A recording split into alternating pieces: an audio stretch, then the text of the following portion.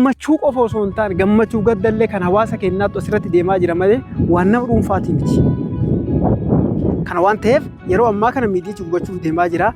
Reeppoortii yeroo hedduu godhamee yeroo hedduu iyyee firraa kaasaa ture. Amma immoo humna kiyyaa ol ta'ee jira. Asin durallee waan kana isinitti himee jira. Yuutuubiinis osoo isinitti iyyuu gubatee jira. Kanallee irratti yuutuubillee irratti wanni nama dhuunfaa takka tatalagame hin jirtu. Hojii hawaasa keenyaati. Isin garuu qooda irraa fudhachuu diddan. Keessattuu warri aanaa sawweenaa qooda irraa fudhachuu diddan waan kana.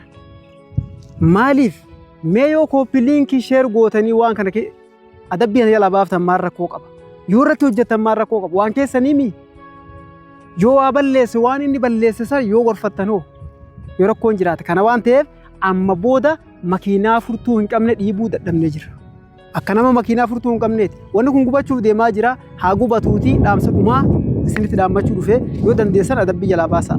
Yoo dadhabdan ammoo kana booda wal argaan ta'e nama assalaamaa fuula biraatiin wal argina. Gaafas ammoo hojii dhuunfaa keenyaa kagaliillee nuu galchu irratti hojjetullee bu'aa nuu qabu irratti wal argina malee waa'ee biyyaa silumaa waa'ee biyyaatiin wal arginu. Biyyallee yoo hojjenne hoo biyya waan ifi jabeeffattu. Biyya guyyaa ati hojjetteef nuu hojjetee beektu. Kabaja sii gootu, kabaja miidiyaa fiitii gootu, ka gorsa sii kennitu. Ka waan ati balleessite sii hubachiiftu. Ka waan ati tolchite itti fufeettee sii himtu. Isii wajjin sochoona Oromiyaan hundinuu teenya waan taateef bakka feene yoo deemnee dalagnee wanni nu daangessu hin jiru. Garuu wanni asirratti hubachuu qaban as keessatti uummanni keenya rakkataa meeqa awwaalamee jira. Dhugaan biyya keenya awwaalamee jira. Seenaan hedduun as keessatti awwaalamee jira. Miidiyaa dhabuudhaan wanni kun diidate bahuu dadhabamee jira. Silaa osoo danda'e miidiyaan gara chaanaalitti guddachuu qaba malee kar sadarkaa kanatti gad bu'uun AB'dhaayu. Yoo danda'ame guruupiin itti seentanii waan kana sochoosuu barbaadanillee homaa namni isin daangesse wayiituu hin jiru wanti waan nama dhuunfaatii miti. Kana waan ta'eef ani isinitti dhaamadee jira. Salaamtaan kun salaamtaa isa dhumaati. Rabbiin isinii haa laaffisuu. Adabbii jala miidiyaa kana baafadhaa. Guddifadhaa. Dhaamsa dhumaati. Amma booda sheerii maali naa godhaa wanni isin kadhatan wayiituu hin jiru.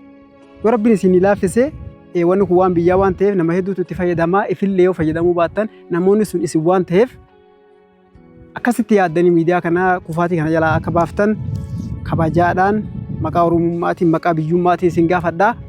Wanni tokko asirratti ammoo kan kaasuu barbaade obboleessi keenya Abdulkariim Hasan yeroo dhiyootan Ameerikaadhaa gara biyya keessaa deebi'ee kitaaba ajaa'ibaa tokko naa kennee waa'uu na argisiisee jira jecha. Kitaabni inni barreessaa ture namni kun waan hagana ga'u hojjetuu isaatiin wallaahi baay'ee na ajaa'ibsiise. Waan ajaa'ibaa hojjete namni sun. Seenaa sawweenaa jalqabarraa qabee gaafa aanaan kun hundeeffamerraa qabee eessatti akka hundeeffame eenyu akka hundeesse qabsaawaan isii eenyutu itti du'e eenyutu itti hidhame eenyutu itti biyya Sumaalee deeme eenyu nagaan gale eenyu du'e tokko tokkoon jala bu'ee dhiiraa dubartiin kan hafin hanga yeroo ammaa kanatti cuunfee aadaa fuudhaa heerumaa aadaa badaallee aadaa mishaallee wantoota as keessatti raawwatamaa ture kan amma jijjiirame barnoota sitti jalqabame gaafa inni jalqabe eenyu akka jalqabe dubartiin meeqa dhiirti meeqa waan jiran wallaahi seenaa ajaa'ibaa kitaaba na bira kaa'ee jira. Kitaaba kana immoo wanni inni hawaasa guutuu keessaa filatee na bira kaa'eef karaa miidiyaa kanaatiin hawaasaaf dhiyeessii. Uummanni keenya seenaa aanaa keenyaa hanga ammaatti namni dhugumatti uummataa ibsa hin jiru. Uummataa dhiyeessi jennatti fite. Uummataa maaliin dhiyeessinaree kun miidiyaan irratti gubachuuf deema maaliin uummataa dhiyeessiname? Wanni asitti himu yoo danda'ame seenaa isaa san qofa gara dokumantiitti jijjiiraa waan jiruuf seenaa isaa san qofa seenaa aanaa sawweenaa san qofa waan garaa na nyaatu waan ta'eef gaafa biraa amatoota hedduu aanaa keenyaa inni dhugaa kan banneef waan kana dokumantiin hojjedhee bakkoota inni itti qindeesse. Fakkeenyaaf laga sawweenaarraa yeroo haasa'u laga sawweenaa san viidiyoodhaan tolchanii mul'isuu barbaachisa. Akkasuma gaara Huseen Buneerraa yeroo dubbatu gaarri Huseen Bunee sun argamuu qaba. Akkasuma gaara Qaawaa gaarri sun mul'achuu qaba. Akkasuma bakka namni wareegamee itti du'e bakki sun mul'achuu qaba. Akkasuma waa'ee namaarraa wayitti dubbatu namni sun mul'achuu kun maraa baasii guddaa gaafata. Yeroo dheeraa nama gaafata. Kanaaf irratti hojjechaa jira. Hojii eegaleetiin jira.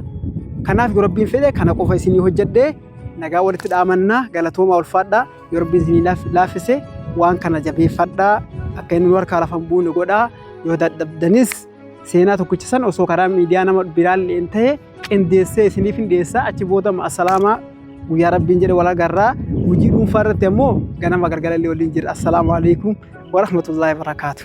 Madrasaa hedduu ijaaramee masjida ijaaramee maal kana qofaree dhukkubsataa waggaatti yoo xiqqaate nama 4 oltu hospitaala deemeen miidiyaa kana jalaa guutuu isaa argachaa turtanii jechuudha.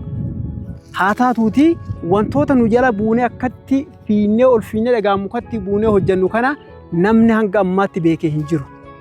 Namni kun maaliin deema? Baajata akkamiitu isaa ramadama? Eenyu quba isa qaba? Namni jedhame tokkollee hin jiru. Waan hojjenne tanaa'u namni hubatee hin jiru hanga ammaatti. Inumaayyuu Assalaamu alaikum wa rahmatullahi ta'ala wa barakaatu. Hawaasa keenya jaalatamaa fi kabajamaa guutuu addunyaa irra teessanii yeroo kana viidiyoodhaan nu daawwachaa jirtan nageenyi rabbii bakkuma isin jettanitti isin haa qabu isiniin jenna. Edaa har'aa waan jabduu takkaaf gama keessan dhufuudhaaf hin qabne yoo dirqamne jechuudha. Wanni sun maali? Miidiyaan amma isin daawwachaa jirtan kun gaara qaawaa miidiyaa kan jedhamu kun yeroo muraasa qofa tofee cufamuu isaatiif. YouTube'ni osoo isinitti iyyinu irraa je cufattanii cufamee jira. YouTube isaatii fi akkasuma FB isaa kana yoo hordoftan taate dhugaa dubbachuudhaaf wani nama dhuunfaa asirratti deemaa hin jiru. Namni asirratti uummata hojjechaa jiru nama dhuunfaatis ta'us dhimma asirratti deemaa jiru dhimma nama dhuunfaa osoo hin taane dhimma biyyaati. Rakkoo hawaasummaa asirratti ibsamuudhaan dhibamaa hedduutu asirratti yaalame. Akkasuma masjidoota hedduutu mana kana ijaaramee jechuudha. Akkasuma madrasaa hedduu ijaaramee jira. San qofaa miti. Qur'aana 20 oltu aanaa sawweenaa seene sababa FB kanaa jechuudha. Qur'aana 20 oltu aanaa sawweenaatiif kennamee madrasaa hedduu ijaaramee masjida hedduu ijaaramee maal kana qofaree dhukkubsataa waggaatti yoo xiqqaate nama 4 oltu hospitaala deemeen. Gara maallaqaatti yoo jijjiirru toora miliyoona 4 oliiti waggaatti wanni sagalee hawaasa qofaa keenyatti osoo hin taane hawaasa wajjin hirmaannee wanni nu goone baay'ee jechuudha. Akkasuma maasan qofaree gammachuu namoonni biyya keessa jirtanii ka biyya alaa jirtan ka biyya tanarraa jireenyi isin fageesse biyya sanitti akkasin biyya teessan daawwattaniif hawwata turistii bakka taate akkasuma ooltee bultee aanaa sawweenaa miidiyaa kana jalaa guutuu isaa argachaa turtanii jechuudha. Haa taatuuti wantoota nu jala buunee akkatti fiinnee ol fiinnee dhagaa mukatti buunee hojjennu kana namni hanga ammaatti beekee hin jiru. Namni kun maaliin deema? Baajata akkamiitu isaa ramadama? Eenyu quba isa qaba? Namni jedhame tokkollee hin jiru. Waan hojjenne tanaa'u namni hubatee hin jiru hanga ammaatti. Inumaayyuu maarree duula warra duulaattu warra duula nurratti oofutu irra heddummaate jechaadha. Biyya sana keessatti faallaa sanii eenyuuf hojjanne? Mee asumarratti ilaalaati guyyama tokko ka miidiyaa kanaan dhimma dhuunfaa nuti dubbanne jira. Kan nuti akkatti waa nu godha mana nu ijaara maali nu godha jenne jira. Garuu hawaasni keenya yoo nu jala seentan inumaa rakkoo poostii as jala jiruurraa kan ka'e namoonni hedduun namoonni garaan isaanii jabaatu miidiyaa kana ilaaluu hin danda'an. Du'aa gartee miidiyaan kun nu jeeqee wantoota adda addaa waan nama miidhamee nutti mul'isa jedhanii baqachaa jiran jechuudha. Kun maarree nuti gammachuu qofa osoo hin taane gammachuu gaddallee kan hawaasa keenyaatti asirratti deemaa jira malee waan nama dhuunfaatii miti. Kana waan ta'eef yeroo ammaa kana miidiyaa gubachuuf deemaa jira. Reeppoortii yeroo hedduu godhamee yeroo hedduu iyyee firraa kaasaa ture. Amma immoo humna kiyyaa ol ta'ee jira. Asin durallee waan kana isinitti himee jira. YouTube'nis osoo isinitti iyyuu gubatee jira. Kanallee irratti YouTube'illee irratti wanni nama dhuunfaa takka dalagamee hin jirtu. Hojii hawaasa keenyaati. Isin garuu qooda irraa fudhachuu diddan keessattuu warri aanaa sawweenaa qooda irraa fudhachuu diddan waan kana.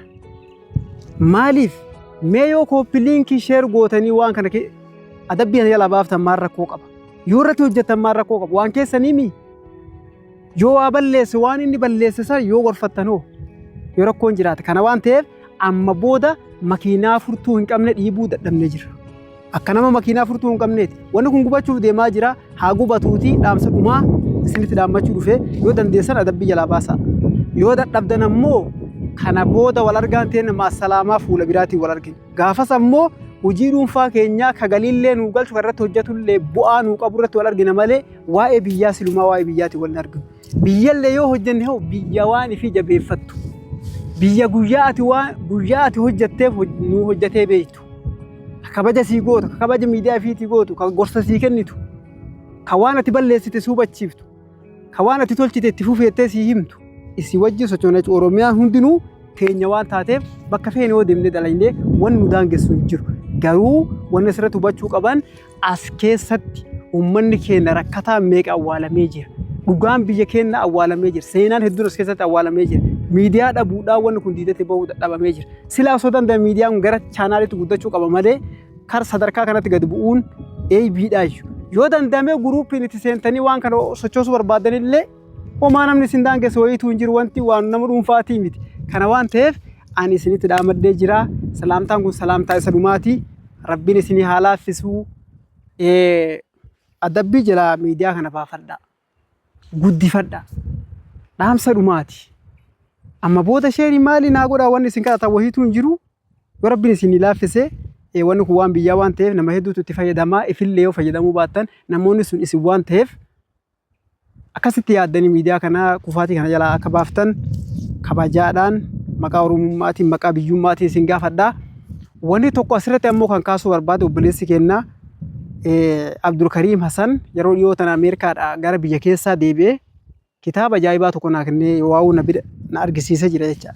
Kitaabni inni barreessaa ture namni kun waan hagana ga'u hojjetuu isaatiin wallaahi baay'ee ajaa'ibsiise. Waan ajaa'ibaa hojjete namni sun.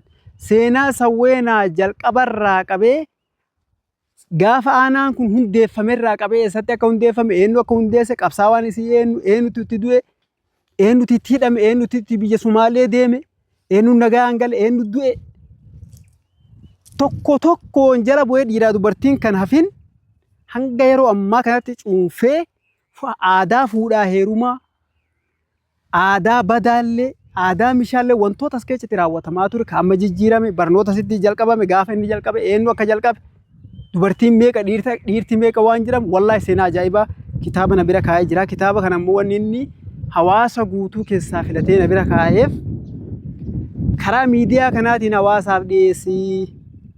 Uummanni keenya seenaa aanaa keenyaa hanga ammaatti namni dhugumatti uummataa ibsa hin jiru. Uummataa dhiyeessi jennatti fiti. Uummataa maaliin dhiyeessina ree kun miidiyaan irratti gubachuuf deema maaliin uummataa dhiyeessiname?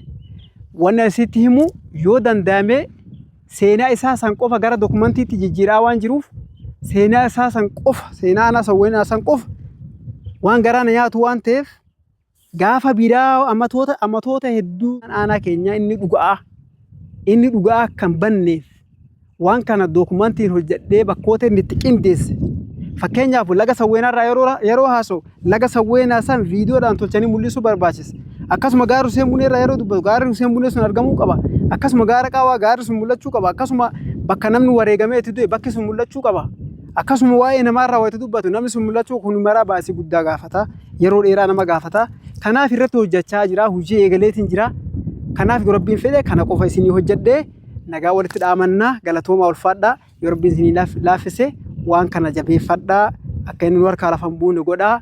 Yoo dadhabdanis seenaa tokkicha san osoo karaa miidiyaa nama biraallee hin ta'e qindeessee isiniif hin dhiyeessaa. Achi booda assalaamaa guyyaa Rabbiin jedhe wal agarraa.